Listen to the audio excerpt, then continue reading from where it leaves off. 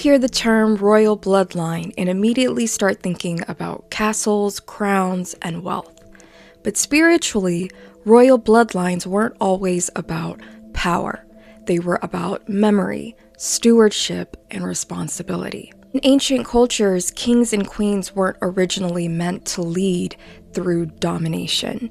They were seen as bridges between heaven and earth. That's why so many ancient civilizations believed their rulers carried a divine mandate or a sacred covenant. In the Bible, royal lineage is deeply symbolic. In Jeremiah 1:15, it says, "Before I formed thee in the belly, I knew thee."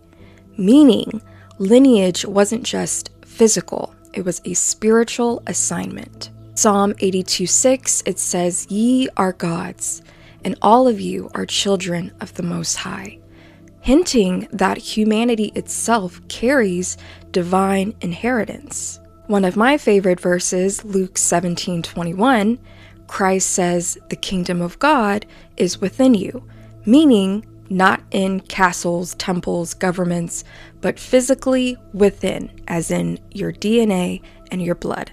That's why bloodlines mattered so much in the ancient world, not because one family was better than everyone else, but because certain families were entrusted with preserving sacred knowledge or sacred rites, wisdom traditions, and the spiritual identity of the people they represented. Even in occult and hermetic traditions, the same theme reappears.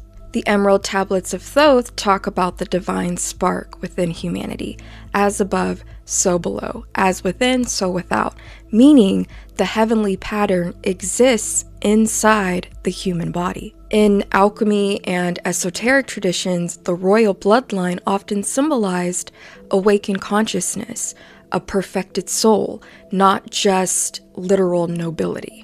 Some Gnostic texts even taught that humanity forgot its divine origin and became spiritually asleep inside the material world. Spiritually, having royal ancestry, which millions of people have, symbolized inherited gifts. So leadership, intuition, influence, spiritual sensitivity, or even feeling called toward a larger purpose. Royal bloodlines also carried heavy karmic burdens: wars, betrayal, sacrifice, public scrutiny.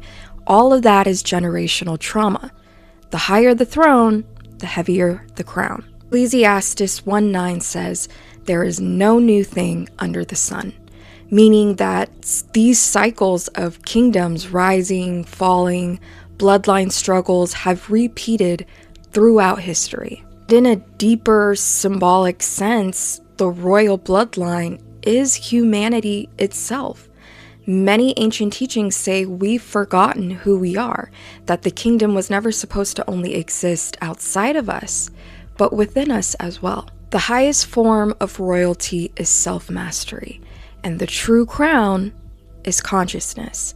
And that's what originally royal families were put here to model for humanity, to remind us of our divinity in the flesh. People here